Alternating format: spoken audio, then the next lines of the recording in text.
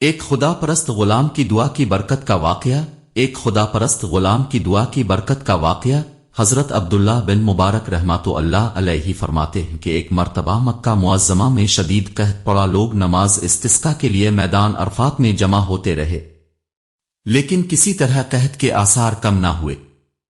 برابر ایک ہفتہ اسی طرح گزر گیا، چنانچہ آئندہ ہفتے جمعہ کی نماز کے بعد لوگ پھر عرفات میں جمع ہوئے تو میں نے دیکھا ایک سیاہ فام ضعیف و ناتواں انسان ہے جس نے 2 رکعت نماز پڑھ کر اللہ تعالیٰ سے دعا مانگی اور سجدے میں گر کر قسم کھائی کہ تیری عزت و جلال کی قسم، اس وقت تک سجدے سے سر نہ اٹھاؤں گا جب تک تو باران رحمت سے اپنے بندوں کو سیراب نہ کر دے۔ چنانچہ اس کی اس دعا کے بعد میں نے دیکھا کہ آسمان پر سیاہ بادل چھا گئے اور اس قدر مینا برسا کہ میں حیران تھا۔ بعد ازاں اس سیاہ فام بندہ خدا نے اپنے رب کی حمد و ثنا بیان کی اور چل دیا۔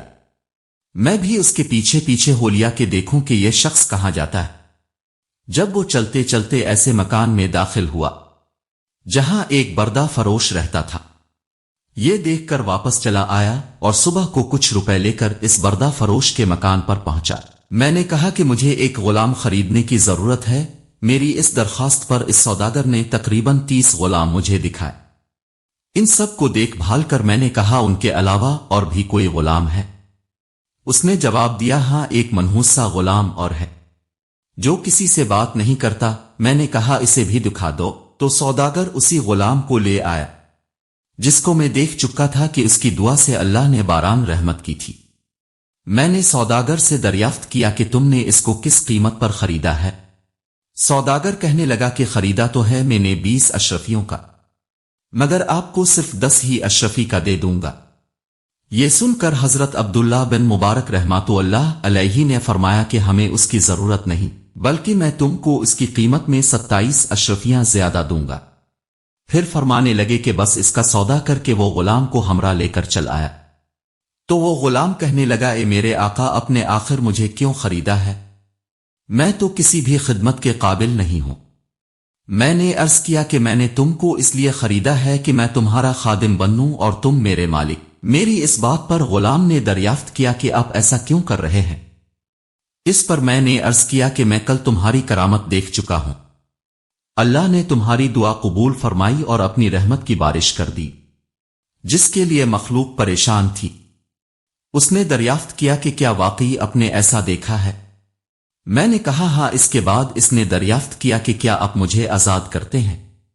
میں نے کہا کہ تو اللہ کے واسطے آزاد ہے۔ اس کے بعد میں نے ایک غیبی آواز سنی کہ اے بن مبارک، تجھے بشارت ہو، اللہ تعالیٰ نے تیری مغفرت فرما دی۔ بعد ازاں اس غلام نے کامل وضو کر کے 2 رکعت نماز پڑھی اور کہا کہ اس چھوٹے آقا کی آزادی پر تو اللہ کا شکر ہے، مگر اللہ تبارک و تعالی کے آزاد کرنے پر اس کا شکر کس طرح ادا کروں؟ اس کے بعد دوبارہ وضو کر کے اس نے 2 رکعت نماز ادا کی اور دونوں ہاتھ آسمان کی طرف اٹھا کر دعا مانگی کہ الہی، تجھے معلوم ہے کہ میں نے 30 سال تک تیری عبادت کی اور میرے تیرے درمیان عہد تھا کہ تو میرا پردہ فاش نہ کرے گا، مگر اب جب کہ یہ راز کھل گیا تو میری روح قبض کر کے اپنے پاس بلا لے۔ جب دیکھا تو اس کی روح پرواز کر چکی تھی۔ حضرت عبداللہ بن مبارک رحمت اللہ علیہ فرماتے ہیں کہ میں نے اس کو معمولی کفن دیا اور نماز پڑھ کر دفن کر دیا۔ پس جب میں سویا تو کیا دیکھتا ہوں، 2 خوبصورت بزرگ عمدہ سا لباس پہنے ہوئے۔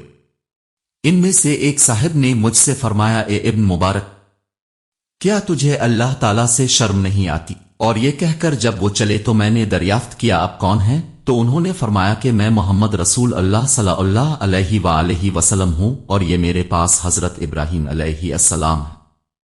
آخر میں نے دریافت کیا کہ میں اللہ سے کس طرح نہیں شرمایا حالانکہ کثرت سے نماز پڑھتا ہوں؟ اور انہوں نے ارشاد فرمایا کہ آج اولیاء اللہ میں سے ایک ولی کی وفات ہوئی اور تم نے اس کو اچھا کفن نہیں دیا۔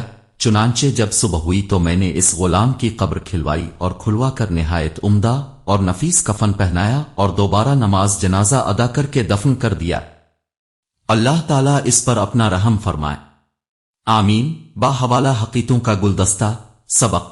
ہمیں یہ سبق ملتا ہے کہ سچ ہے اللہ تعالیٰ اپنے مطیع اور فرمان برداروں کی خود عزت بڑھا دیتا ہے۔ جو اپنے آپ کو اللہ کے لیے فنا کر دیتا ہے اللہ تعالیٰ دنیا کو خود اس کے آگے جھکا دیتا ہے۔ دعا ہے کہ اللہ تعالیٰ ہم سب کو بھی نیک بننے کی توفیق عطا فرمائے۔ آمین۔ ملتے ہیں اگلی ویڈیو میں، تب تک کے لیے اللہ حافظ۔